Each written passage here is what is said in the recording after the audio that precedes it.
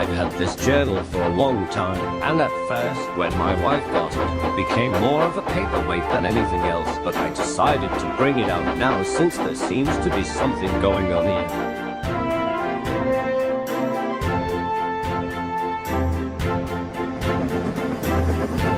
Recently, Tufton signed an agreement for this new nuclear power plant the government is building on the Brendan branch between the docks and SODOR. Of all the places they could have put it, they had to put it near the most beautiful line, in my opinion.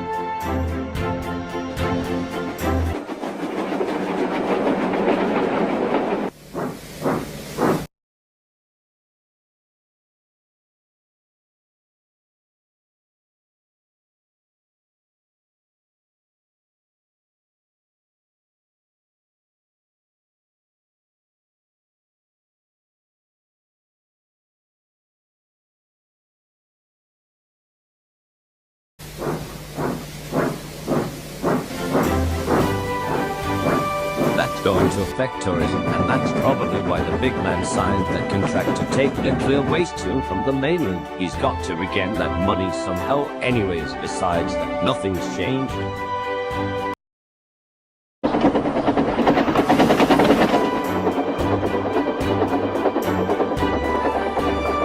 What else? Edward's doing fine, and he's got a similar opinion to me on the power plant. He said it's going to be an eyesore, but he does like the idea of doing more work.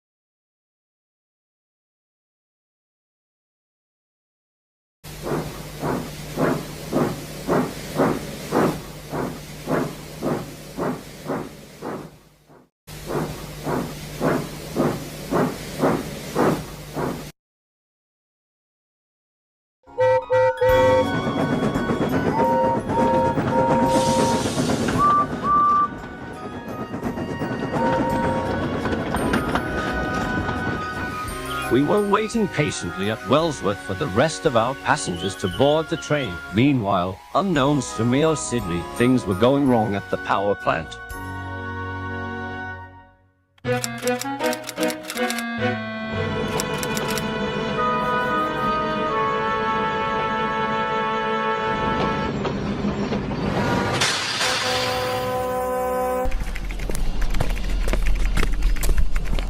Jacob. What's the matter? Dennis just arrived and is ready to take the goods train. Is his train shunted? Yes, Duck shunted it about an hour ago. He's long gone by now. Good. Also, what time is it? Oh, it's 2:33. Thanks. I can't wait to get out of this dump.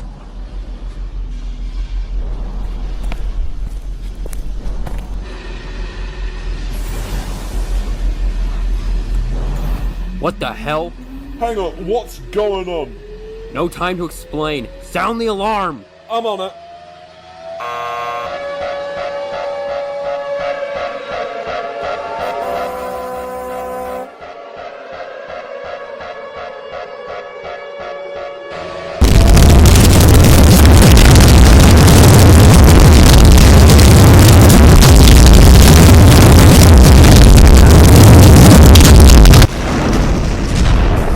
As an earth-shattering explosion boomed in the distance, the sky went dark and this huge cloud was visible in the distance.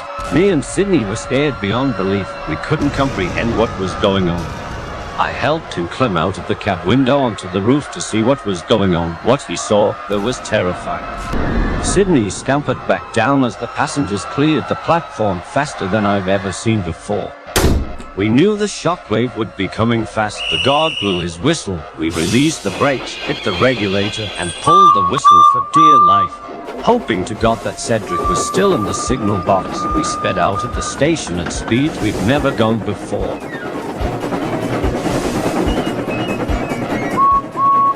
Thank God he was, because without him, we would have been killed. He switched the points, and shortly after, we heard the honking of a horn in the distance.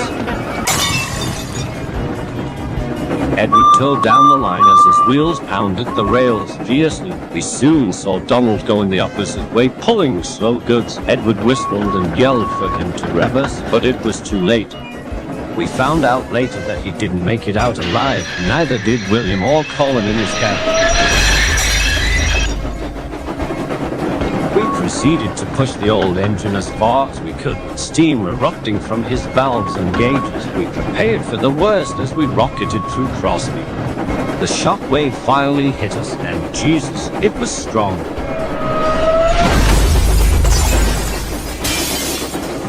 It caused the glass in the coaches to shatter and rock them side to side. Edward's pony truck also derailed because of some jammed points, but those things didn't stop us.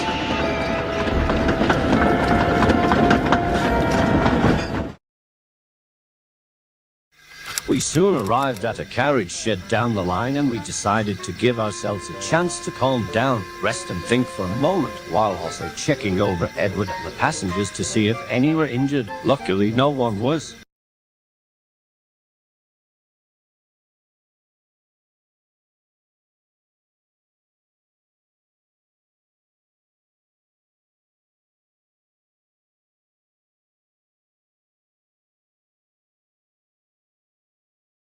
We'll leave here in a few hours.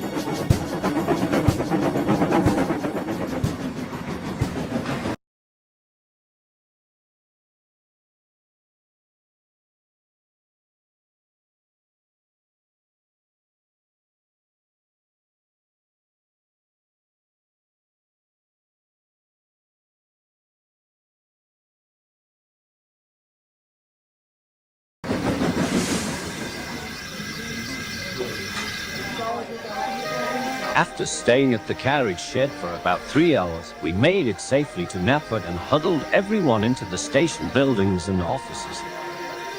We heard on the radio that the entirety of Brendan was hit by the explosion and the death toll was unknown. I hope that Leonard got out of there alive, but that's a slim chance.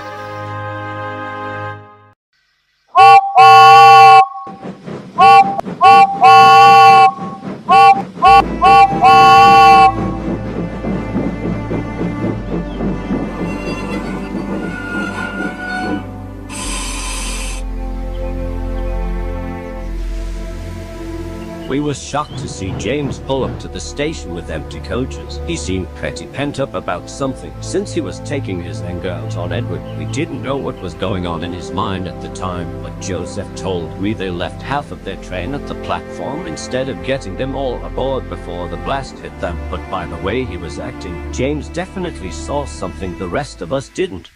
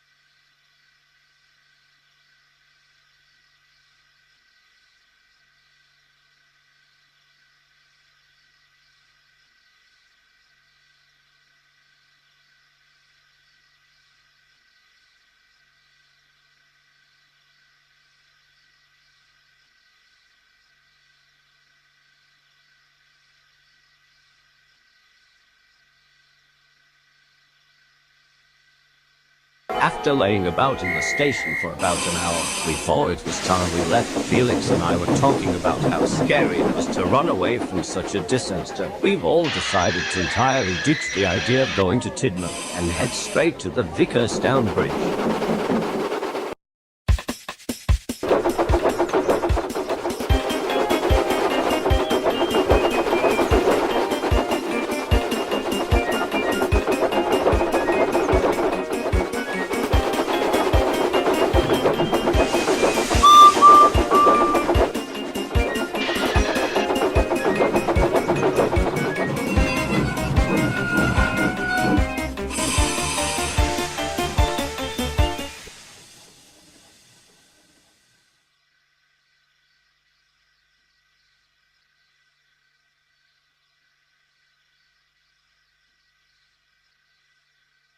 While we were heading down the line, Edward had to stop for water. Felix made sure James didn't slow down and shot right past us, hoping to get across to the mainland. However, they went on the wrong line and went straight to Sudbury. I haven't seen them since.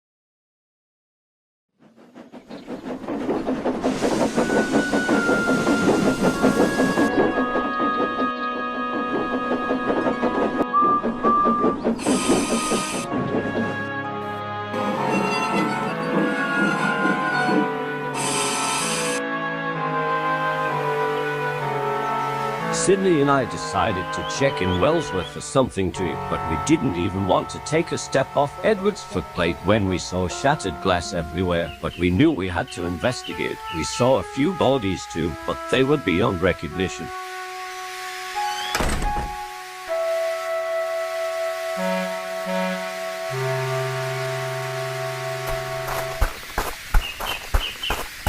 After failing to find survivors at Wellsworth Station, I decided to go into the village and attempt to find any more scared souls who had survived this nightmare. Sydney, on the other hand, stayed with Edward and kept him company. I searched a few buildings thoroughly, but with no prevail before I decided to head back to Edward since it was getting dark. But as I was walking up to the old engine, my two-way radio started to make static.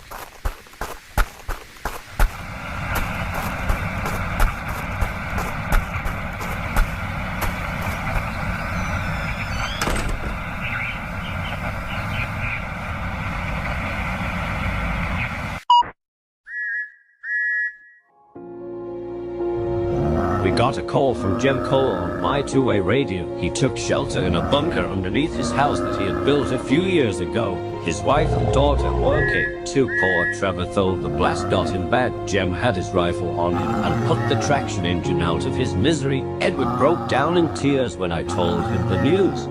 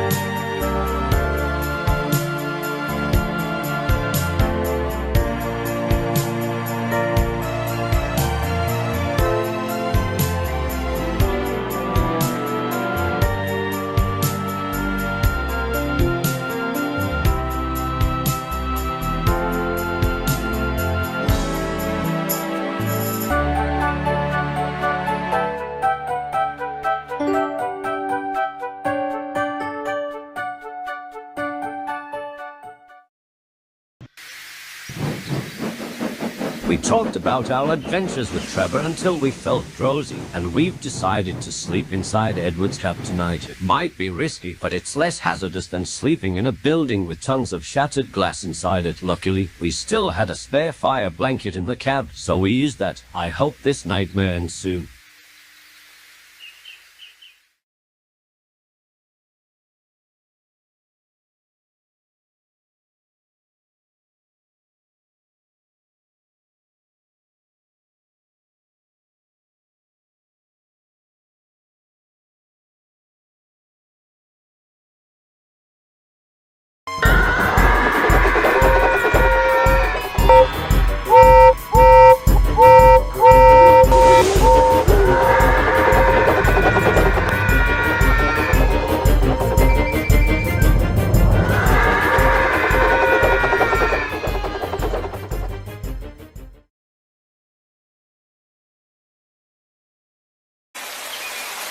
We woke up to the sound of rain pelting the top of Edward's cab. We got up and we started getting his fire ready, and noticed how we're only half full with his coal capacity.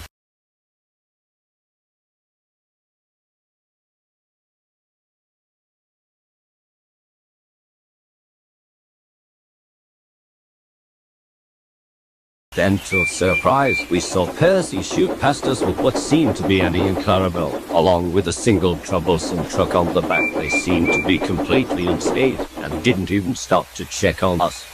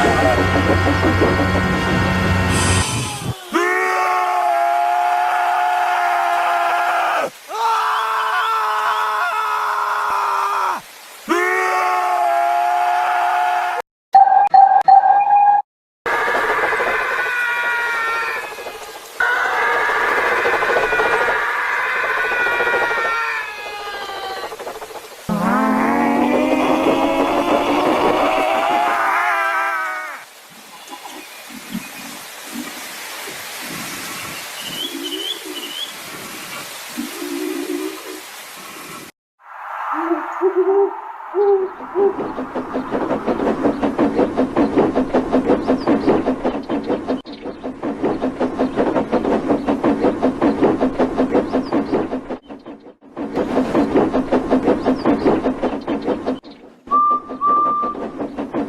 went down Kilding Line and we couldn't believe what we saw.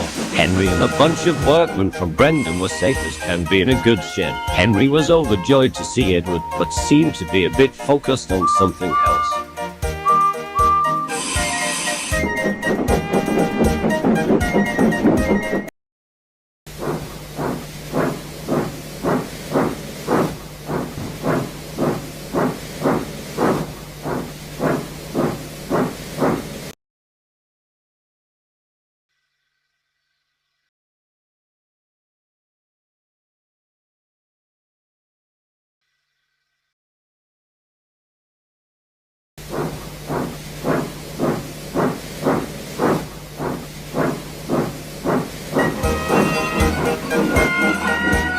They talked about the things they saw and how thankful they were to have survived. I asked Paul how Henry wasn't mutated. The reason he survived and hasn't been affected by the radiation was because of his special coal. The hopper he used the day prior was his old special Welsh coal, and he had to take a few coal trucks as well as fish during his usual weekly kipper run, and thankfully he used it to keep him alive through the last couple of days.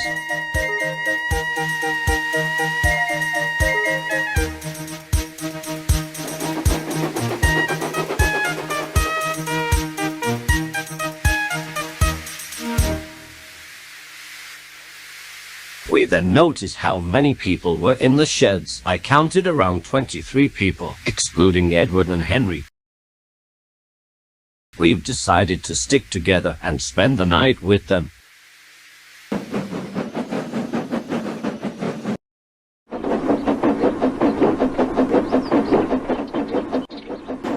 They used to run down the line to see if they can find anyone who needs help, but stopped 2 days ago when they tried to make their way to the ironworks. An engine was blocking their path, and when Henry was about to confront it, the engine charged at them and started to make unsettling loud roars. Henry was frightened and charged back down the line and back to Kildare.